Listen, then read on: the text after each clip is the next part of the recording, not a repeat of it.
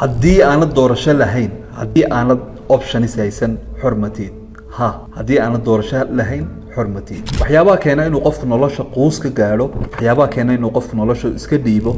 waa inuu una haysan doorashooyin. aniga way igu dhacday sheekan niga sheekeynaya 2017 anigoo joogay wadankii aan ku noolaa jiray ayaa waxa dhacday inaan u shaqeyn jiray dukaan Carrefour la yiraahdo barkiina Europe ku nool ama Carabaha ama Afrika meelaha ku nool. Carrefour waa dukaan weyn oo caan ah oo Faransiiska iska leeyihiin. dukaanka waxyaabaha ka qaban jiray waxa kamid ahayd inaan masaxaad sameyn jiray ama nadaafada qaybta nadaafada inaan ka shaqeyn jiray. markaan isbuuc ka shaqeeyay ayaa warqadii laygaga eriyay ayaa la sheegay wax lagu yiri shaqada laga eriyay because kuma fiicnido waxaan ma garanaysid masaxaada kuma fiicnid bal igu waxa la leeyahay sameyn bal adigu ba sawiro qof lagu yiri masaxaada kuma fiicnid. maalinkii ku xigay waxay noqotay inaan baxo oon raadiyo shaqo raadiyo sax nolosha igu qasbaysay waa inaan nasdiibin bilis ba ku sugaya nolosha ku sugaysa mas'uuliyadda ku sugay waa inaad shaqaysaatid oo sida ragayga aad u shaqaysaa. isla maalinkii ku xigay waxay noqotay inaan shaqo xafiisyada shaqooyinka laga raadiyo inaan tago waxay weydiiyeen maxaa rabtaa inaad ka shaqaysid. dad waxaan ku yiri masaxaad iyo nadaafada inaan ka shaqeeyo. marka sababtan uu lahaa waxay ahayd ma yahayn mana haysan options aan qaban lahaa. 2017 6 sanadood baa hadda ka soo wareegay. 6 sanadood waxa jirtay safar iyo transformation aan soo maray oo noloshayda aan soo maray. transformation ka 7 cashir oo noloshayda wax weyn ka soo bedelay oo aan muuqaaladii hore uga hadlin ayaan kula wadaagi doonaa. gaar ahaan haddii aad u dhaxaysid 18 ilaa 25 jir aad u dhaxaysid ayaan kula wadaagi doonaa wax badan noloshaada ka bedeli doona. arrinka toddobaad inaad baashankaaga soo heshid waxaad baashan ku tahay. waxa jirta muuqaal yar oo iska duubay 2018 bishii 12aad aan iska duubay baa jirta. markaan iska duubay muuqaalka yar waxaan lahaa 5 sano ka bacdi waxaan Ilaahay ka rajaynayaa inuu riyooyinkayga fuliyo. 5 sano ka bacdi waxaan muuqaalka ku dhiirigelin doonaa dad badan. 5 sano ka bacdi sababtan u lahaa waxay ahayd waxaan soo ogaaday baashankayga iyo koolinkayga iyo waxay tahay inaan nolosha ka qabto. waayo shaqada ugu adag qofku 2 jeer buu dhashaa. marka waa markii hooyo nolosha adduun soo galay. marka labaad qofku dhalanayna waa marka uu soo helay wax uu ku fiican yahay. marka inaad soo heshid waxaad ku fiican tahay waa shaqo ku sugaysa. dad badan baa ila soo xiriiro 100 ilaa 100 message ba maalin kasta ay soo gaadha oo emailo iyo DM-yo ayay soo gaadha. way soo weydiinayaan walaaluhu sidee baan Allah musta'aan u sameeyaa. dadyo badan baa jirta oo maanta lacag badan sameynaya waan jiraan Allah musta'aan dad badan oo garanaya ama asxaabtayda ah ama oo lacag badan sameeya ayaa jira laakiin aanan nolosha Allah musta'aan aanan fulfillment ka sameeynin. marka inaad fulfillment nolol waxaad jeceshahay aad qabatid aad ku faraxsan tahay subaxii xagga hore soo yeegisid markaad gurigaaga soo socotid inaad xagga hore soo yeegisid markaad office shaqadaada ku soo socotid inaad xagga hore soo yeegisid inaad heshid waa shaqada ugu adag ee ku sugaysa. marka waa inaad koolinkaaga soo heshaa. sidee baad koolinkaaga ku soo heli kartaa inaad khalwootid oo meel kaliya fariisatid. ma jiro nabi kamida ambiyadii soo maray ilaa wuxuu gali jiray khalwo. nabi maxamed alayhi salaatu wasalaam qaaro xira aan tagay bishii 12aad baan tagay markii labaadna hadda ku noqday ma tagin. marka qaaro xira iyo qaaro soor rasuulku alayhi salaatu wasalaam markuu tagay saacado ayuu marmarka qaarkood maalmo ayuu joogay bartaas uu khalwoobay uu ka dhaxbaxay Allah musta'aan darka. marka waxaad u baahan tahay inaad khalwootid oo dadka ka dhaxbaxdid. waliba waxay ahayd rasuulka alayhi salaatu wasalaam intaan waxyiga lagu soo dejinayay.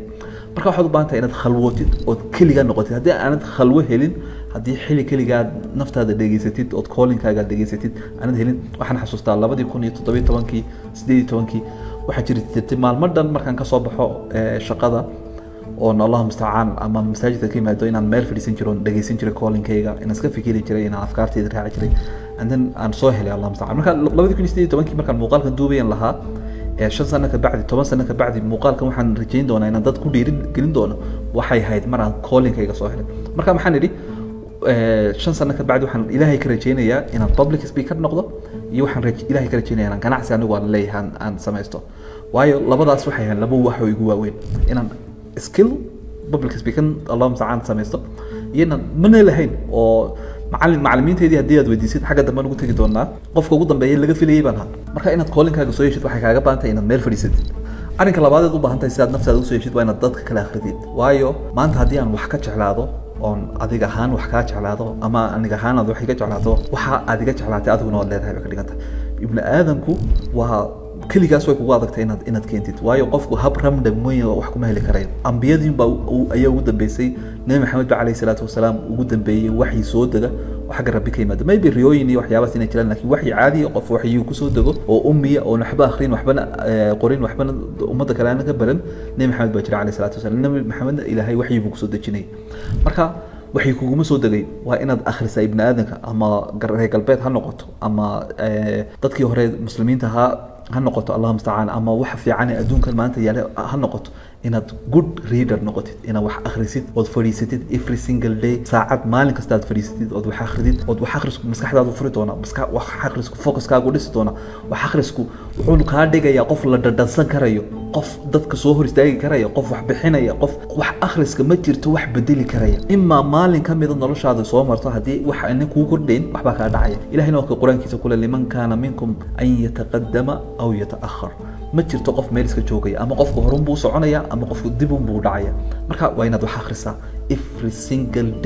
day in night waa inaad fariisataa ama audible dhageyso ama YouTube dhageyso ama wax akhri ama podcast dhageyso waa inaad noqotaa consistent day in night waa inaad koraysaa oo information iyo xog qaadanaysaa taasna waa sababta labaad ee ku soo heli kartid calling-kaaga iyo waxa jeceshahay arrinka saddexaad ee u baahan tahay inaad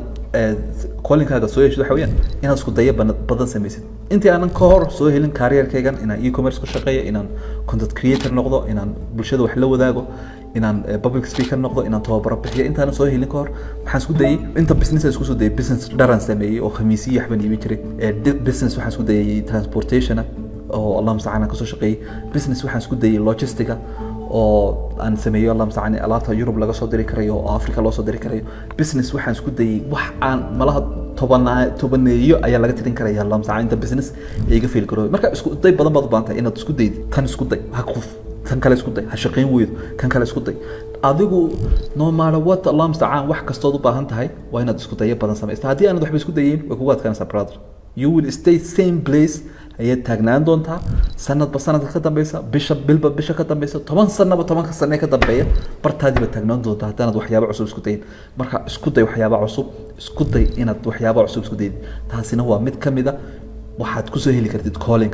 calling-kaagu maaha wax intaad markaas soo yeeshid maaha dad diyo badan waxa jirta mawhibo leh laakiin mawhibadooda aan shaqo gelin you have to do the work brother maanta Cristiano Ronaldo iyo Messi hadda deegtid Messi waa mawhibo leeyahay laakiin Cristiano Ronaldo he's hard working dadkuna isaga ugu ixtiraam badan yihiin markay noqoto football industry maybe barkiina aan jeclayn waa macquul laakiin se talent-ku ina talent kaliya ta leedahay kam imsa talent jira meel khasaare kam imsa talent jira marka brother you have to work hard waa inaad shaqaysaa talent kaliya kuma filno waxa la yiraahdaa inaad talent leedahay ama waxaad ku fiican tahay inay jirto oo loo geeyay dadaal ayaa wuxuu noqdaa skill xirfad buu noqonayaa skill oo loo geeyay dadaal ayaa waxay noqonaysaa achievement ama wax aad achieve garaysid oo diilatid marka uu kuma filna kaliya inaad talent leedahay kam imsa talent jira kam imsa qof baad garanaysaa oo oranaysa niyo qofkan sidoo ma jeerinaysa mawhibooyinkiisa hab gudbintiisa wuxuu ilaahay siiyay laakiin si aanan hard working ka sameeyeen brother sit down and do the work that's all you have to work hard waa inaad shaqaysaa haddii aad shaqaysid natiijada waxaad ku helaysaa wallahi daa si aan cadeyn marka qofka shaqada qabanin baa waxayna marka inaad isku dayo badan samaysid oo wax badan isku dayid day in night okay maanta tan ma isku dayin way shaqayn weydid bari kale tan kale isku dayo saan dambe kan kale isku dayo adigu waa inaad weliga aanan isdhiibin isku day shaqayn weyd is okay lacagtan kala ka khasarta businesska kala ka khasar waxa soo dhan compound bay ku sameeyaan ku dhismayaan ilaa marka dambe ay ku noqoto natiijo wax kooban arrinka labaad ee u baahan tahay si aad natiijo wax oo loo keento waxa weeyaan inaad bartista maya loo yiraahdo waa inaad maya tiraahdaa rabitaankaaga waa in nafteenu rabitaan badan bay leedahay oo waxay jeceshahay inay iska hurdo waxay jeceshahay inay iska raaxaysato waxay jeceshahay inayna shaqaynin waxay jeceshahay inayna natiijada bixin waxay jeceshahay inay meelaha maalyacniga iyo social media iska dhex joogto inaad naftaada maya ka tiraadid waxan maya aniga ka adag inaad naftaada ka adkaatid oo maya tiraadid dhalinyaro badan baa ila soo xiriira oo quwad jabsan oo aan u maleynaya inay born iyo waxyaabaha khaldan ee filmaanta qurunka iyo waxyaabaha daawadaan marka dhalinyarooy haddii aad sidii soo jirtahay maanta xoog baad haysataa fikir baad haysataa naftaada waa inaad ka adkaataa waa inaad nooda barataa haddii aanad naftaada ka adkayn naftaadu iyada hoggaanka kuu qaban doonta waxay kaa tuuri doontaa kama dambayntana jar bay kaa tuuri doontaa marka inaad naftaada ka adkaatid ood maya tidhaahdid maxaad may iyo kale odhanaysaa waxyaabo badan markaad wax qaadid waxaad dul taagno maanta distractions badan baa jirta dad baa wax jira maanta ay wax isku dayayaan business e-commerce bay isku dayayaan content creation bay isku dayayaan forex bay isku dayayaan kan kale isku dayayaan kan kale isku dayayaan multi network marketing bay isku dayayaan maalinba fursadii ama wixii trendkii soo baxa qofkaas wuxuu raadinayaa wax degdeg lacag looga sameeyo maalin kasta wuxuu qofkaas raadinayaa wax degdeg lacag looga sameeyo ama xayir war wax xayir la ilaamin jirto brother if you hadii aanad shaqada qaban hadii aanad bixin qiimaha ay u baahan tahay hadii aanad wadnahaaga dul dhigin day in night aanad wadnahaaga dul dhigin no one can help for you cid ku caawin karaysa ma jirto ilaa qofka caawin karaya ma jirto marka waa inaad barataa sida maya loo yiraahdo arrinka saddexaad ee u baahan tahay waxa weeyaan inaad creativity-gaaga iyo hal abuurkaaga isticmaashid waxa la yiraahdaa one key idea kaliyaata hal fikrad oo kaliyaata ayaa noloshaada dhinaca kale u wareejin karta marka waxaad u baahan tahay inaad creativity-gaaga iyo hal abuurkaaga isticmaashid waayo noloshu kuma filna inaad hard work tahay kam imsa dad jira dhismayaasha ka shaqeeya warshadaha ka shaqeeya dadka xamaaliga xamaala day in night xamaalaya natiijada keenay waa natiijo marka xiliba waxa jirtay man power ahaan jirto qofku ahaan jirtay inuu jirkiisa ka shaqeeyo laakiin se imika maanta waxaan noolnahay xili man power anu labadaba soo maray dalawar gaari baan ahaa 3 sano waan gaari wadayay xamuula oo kala baxayay dhamaangayga Soomaaliyeed inaad aragteen baa macquula channelka hore ugu soo gudbiyay I was working hard qacmahayga waan ka soo shaqeeyay anoo Allah musta'an Yurub joogan xamaali ku soo shaqeeyay container aan rogi jirnay anoo Allah musta'an gaari transportation wata ayaan hard work ka shaqeey jiray imikana mind worker bana labadaba aan ku soo shaqeeyay so the reason why aan kula wadaagayo this is an experience waa waxaan la soo noolaa weeyaan brother marka xilli aad maanta intaad hard worker noqotid aad xamaali waxyaabaha wax kaga keeni karaysid ma jirto brother you have to work your mind waa inaad maskaxdaada ku shaqeysaa maanta dadka lacagta ugu badan hananaya waa dadka maskaxdooda ku shaqeeya waa dadka xirfadaha leh waa dadka creative-ka marka waa inaad creative noqotaa sidee baad creative u noqon kartaa hadaba arrinka koowaad inaad journal samaysatid book baa jira la yidhaahdo choose yourself nin baa qoray la yidhaahdo aad baan u jeclay bookgaas dhowr jeer baan ku ceshaday buka waxyaabo kaga hadlay marka waxa kamid ah inaad maalin kasta fadhiisatid oo 10 fikradood qortid waxyaabihii ii soo shaqeeyay noloshayda tan iyo 2018 journalka waan sameynayay ilaa hadda waan sameeyaa marka 3 page baa maalin kasta qoraa fikradaha waan qoraa kuwa waxaad helaysaa waxa adiga kugu dhex jiray kaa guuxayad ayaad qoraysaa marka isku day inaad journal samaysatid oo fikradahaaga qortid arrinka labaad ee u baahan tahay si aad creativity-gaaga iyo hal abuurkaaga aad u horumarisid waxa weeye inaad socod samaysid maalinkii 30 daqiiqo meelaha inaad socotid adigoona telefoon isticmaalin wax kale isticmaalin aan distract kugu jirin maskaxdaada waa waxyaabo badan ka buuxin inaad socotid oo socod samaysid arrinka saddexaad ee u baahan tahay waxa weeye inaad creativity samaysid inaad waxyaabo badan samaysid documentary baan daawanay maalin dhaweyd Netflix-ka laga soo sameeyay nimankan dabaqyada cajiibka dhisa sidee bay ku keenaan marka waxyaabo badan oo jiray bay soo qaadaysaa wax kasto creative oo aragtay oo wax hore u jiray oo sidii uu ahaa wax laga bedelay marka si aad creativity-gaaga u heshid waxaad u baahan tahay lamsa inaad waxyaabo badan isku daydid waxyaabo badan qabatid waxyaabo badan samaysid hal abuurku wuxuu ku yimaadaa markaad waxyaabo badan dhageysatid wax buugaa kala duwan majaalo kala duwan waxyaabo badan oo kala duwan aad samaysid waxaad heli doontaa natiijo arrinka kale afraad waxa weeyaan inaad heshid gaadhiga saxda ah inaad kortid sheekan iga sheekeynaya dabaqani waa Burj Khalifa waa dabaqa ugu dheer adduunka uguna quruxda badan leh uguna iconsan sanadkii dhaweyd wuxuu soo saaray 697 milyan oo dollar ayuu revenue-giisa ama lacagtu soo celiyay kanna waa Airbnb waa application meesha ku dhex jira inoogu dhex jira sanadkii dhaweyd 2022 wuxuu soo saaray 8.4 billion dollar marka maxaa dabaqa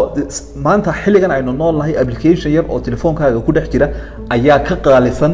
dabaqa skyscraper-ka adduunka ugu weyn ama dabaqyada adduunka ugu dhaadheer ka revenue badan ka dakhli badan ka wax soo saar badan marar badan waad aragteen anigoo leh war technology-da laga faa'iideysto war e-commerce la soo galo war waxyaabahana la isku dayo war fursadaha laga faa'iideysto dhalinyaro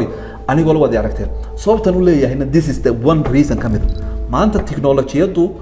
way ka awood badan tahay skyscraper-ka inaad dabaq weyn dhisatid oo guri weyn dhisatid iyo inaad dhul badan iibsatid iyo inaad waxyaabo badan iibsatid waxa maanta ka faa'iido badan oo ka wax soo saar badan inaad application soo saartid ama application samaysid ama website yeelatid ama video samaysid ama waxyaabaha digital-ka aad samaysid markaad inaad gaadhiga saxda ah kugu habboon aad samaysid maanta qofka dhalinyarada ma haysta lacag ma haysto waay aragnimo laakiin inagu maanta fursadii ugu fiicneed baan haysanaa marka dhalinyarada Soomaaliyeed waxaan si toos ah ula hadlayaa brother and sister waa inaad waqtigaaga ku maalgelisaa technology-da waa inaad barataa e-commerce waa inaad barataa social media marketing waa inaad barataa software development waa inaad barataa web design وين برتها وحيابها ما أنت فالي بالك كهالجية وين برتها وين نكوهم إذا حتى هدانت برن وين الله مستعان عندك لو درستها ده سواء أنا صمين الشركة دي فعال عصبي ديجيتال وحن سمينا الله مستعان هذه أبليكيشن نقطة هذه ويب سايت نقطة هذا بيشي دويد وده مثل وحن سمينا ويب سايت هذا بدن حتى وحن سمينا ويب سايت سيدا أمازون وكلا أو ملتي فندرس إن ألعاب بدن السوق اللي كريه نعيب بدن لقصة وحين كريه waxaan sameynay waxyaabo aad u leeyahay marka hadii aad doonaysid inaad app sameysatid ama inaad sameysatid website sameysatid ama in hadii aad doonaysid waxaad nagala soo xiriiri kartaa linka hoosta ku jira teamka la soo xiriir everything aad u baahan tahay waqti yar gudaheedna insha Allah hadii la yiraahdo website proper ama Shopify store maybe dhici karta bartkiin naga mid inaad dropshipping rabtaan inaad sameysaan laakiin aanad waqti u haynin Shopify store in aad distid waqti badan ka qaata teamka banu lahay teamka Allah musta'an kula lisaya la soo xiriir Allah musta'an xirfada kale iyadna ku xigtay waxa weeyaan inaad baratid public speaking brother if you cannot talk hadii aanad hadli karin maanta kuma dhadhansan karayo waayo waxa la yiraahdaa qof markuu hadlo wuxuu adduunka u sheegaa qofka uu yahay hadii aanad garanayn anigu dadka talent ku leeyahay inaan Allah musta'an waxaan xasuustaa madalla badan intaan istaagay inaan Skype raacay waxyaabaha jeclaysan inaan iri waxaan xasuustaa sanadkii 2021 waxaan istaagay almost 730 stage oo barkood kamid 5,000 qof ay ka soo qayb galeen laakiin waxay ii ahayd 10 practice maanta hadii 10,000 qof meel la isugu yeero waan ka hor hadli karaya marka public speaking ku waa xirfad ku siinaysa inaad dadka gaarsiin karaysa adduunkan ay maanta nool lahay waxa isku keen xiray waa public speaking marka communication skill kaaga inaad dhistid iyo public speaking inaad baratid Allah musta'an insha Allah hadii la yiraahdo application baan soo wadnaa hadda ama software school aan ku barayna dhalinyarada sida public speaking u baran lahaayeen sida communication u sameyn lahaayeen xirfadaha online wax laga sameeyo hadii content creation noqoto hadii e-commerce noqoto hadii affiliate marketing noqoto hadii everything noqoto aan insha Allah hadii la yiraahdo ayaan soo wadnaa application kaas everything uu qofka Soomaaliga ee dhalinyarada ee maanta wadankeena ku sarakacayo u baahan yahay ayaan insha Allah dib ku bari doonaa dhawaan baan ayaan ku soo bandhigi doonaa wadankan Kenya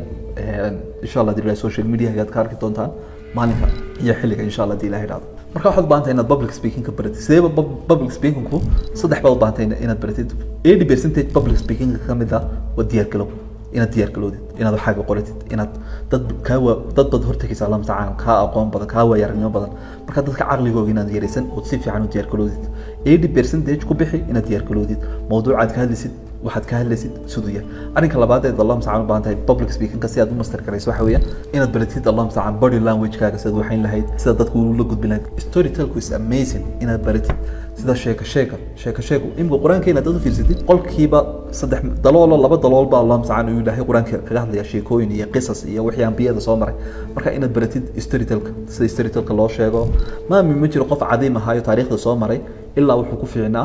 sheeko ku fiicnaa ilaa wuxuu ku fiicnaa sida wax loo gudbiyo marka inaad baratid sida wax loo gudbiyo iyo storytelling waa mid kamid ah ama xirfadaha ugu baahida badan tahay maanta arinka kale isna aad u baahan tahay waxa weeyaan content creation inaad content create garaysid maanta content is a king niman dhalinyaro waxaan arkay hadda TikTok bay sameynayeen TikTok creativity programkii ay ka faa'iideysanayeen ala milyan waxa macquul ah inaad $1 ka sameysid marka dhalinyaro inaad baratid maanta contentka telefoonkaaga maanta money making machine buu ku noqon karaa money making machine inaad isku daydid inaad content create garaysid inaad baratid sida loo qoro Allah musta'an contentka oo muuqaalku wuxuu ka yimaadaa qoraal fiican oo si fiican loo soo qoray hadda muuqaalkan la wadaagayo waa qoraal dhisan oo Allah musta'an hookiisa value-giisa conclusion-kiisa fikraduhu isku raacayaan marka inaad baratid Allah musta'an sida contentka loo create gareeyo waa fursad weyn oo iyadna maanta ku siin karaysa Allah musta'an natiijooyin wax ku wala keentay arinka kale isna ku xiga waxa weeyaan inaad baratid selling how to sell هذا مقال كانوا كله وذاقيا أما فكرتان كله وذاقيا وسل وكايبين يا الله مستعان وقتي جاي أتشن كاجيب سنة يعني فكرتان كله وذاق مركا واحد سلم من هبينكي إلا حلقة كسر كعيسد إلا حلقة كسر حنيسد وواحد كجرت الله مستعان هذا وحي بنسد أما فاميل كاجد وحكي بنسا أما تطبع وحكي بنسا مركا إن توصل is a human book اللي هذا جبته مركا إن وحي بنسد وبرتيس وحلو يبيو هدي برتيس وحلو يبيو you will never be broke ولي قال لعك فكر ميسد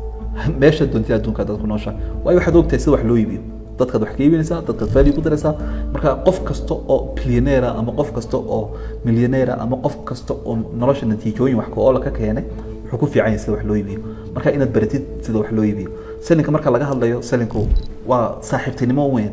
nin baa jira allah mustacaan lalahaa weligii sel uu qof wax ka iibinay weligii wax ma waayin marka inaad marka ugu horeysa trust dhistid oo saaxiibtinimo dhistid oo qofkan uu noqdo qof ku aaminaya inaad su'aalo weydiisid oo qofka baahidiisa eegtid inaad allah mustacaan qofkii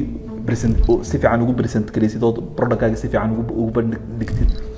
dan rejectionka iyo fikradaha uu keenaya inaad si fiican uga falcelisid marka ugu dambeysa inaad close garaysid inaad baratisa loo close gareeyo way dad badan baa intay waxba isku dayaan inay iibiyaan laakiin ma close gareeyaan you have to close waliba high ticket close inaad isku daydid allah musta'aan maanta dad baa jira remote sales ku shaqeeya insha Allah hadii la yiraahdo muuqaal baan iga soo sameyn doonaa sidee wax loo iibiyaa ama sellinka muuqaal baan kaligiin iga soo sameyn doonaa marka inaad baratid soo wax loo iibiyo waxay ku siin doontaa fursad wax ku oola oo natiijooyin wax ku oola aad ku keeni karaysid arrinka ugu dambeeya ee ku soo gabagabeynaya waa xirfadda ugu dambeysa inaad baratid sida system iyo leverage loo sameeyo nin baa jirta nafaal la yiraahdo waa investor waa billionaire waxyaabaha uu kaga hadlo waagii hore leverage uu kala duwanaa waagii hore leverage waxa la leverage gareyn karay qofka lacag haysto baa lacagtiisa leverage gareyn jiray ama qofka shaqaale badan haysta laakiin hadda way ka duwan tahay teknolojiyada leverage gareyn kartaa content-ka leverage gareyn kartaa waayo content-ku midna waa askari xagga hore jooga midna waa askari xagga dambe jooga software baad samayn kartaa marka leverage maanta uu kala sareeyaa xirfad baad leverage gareyn kartaa leverage maanta inaad yeelatid waa wax ku siin karaya natiijo wax ku insha Allah hadii muuqaal baan niga soo sameyn doonaa how to productize yourself sidee baa naftaada loo productize gareeyaa loo iibiyaa Allah musta'aan am looga dhiga sidee baan leverage loo listaa insha Allah hadii la yiraahdo muuqaal baa jireen hore niga la soo wadaagay oo hadda sidoo business-kaygu u breed gareeyo haday monday.com noqoto haday kuwa kale noqoto muuqaalka hadda yaan daawan soo daawo dhamaanteen waxaynu u baahanahay qof ina dhiirigeliya dhamaanteen waxaan u baahanahay qof ina challenge gareeya dhamaanteen waxaan u baahanahay qof nagu taageero waxyaabaha aynu rabno haddii aanad adigu qof ka helin adigu qof noqo haddii aanad adigu qof ka helin gaar ahaan naftaada u noqo haddii aanad daawan muuqaalka xirfadaha ugu qiimaha badan leh ama lacag badan ka sameyn kari sideen kaga hadlay muuqaalkaas soo daawo assalaamu calaykum